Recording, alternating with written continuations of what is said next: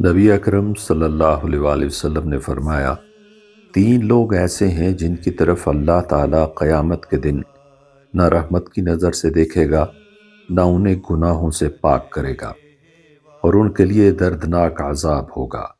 ہم نے پوچھا، اللہ کے رسول، یہ کون لوگ ہیں؟ یہ تو نقصان اور گھاٹے میں رہے۔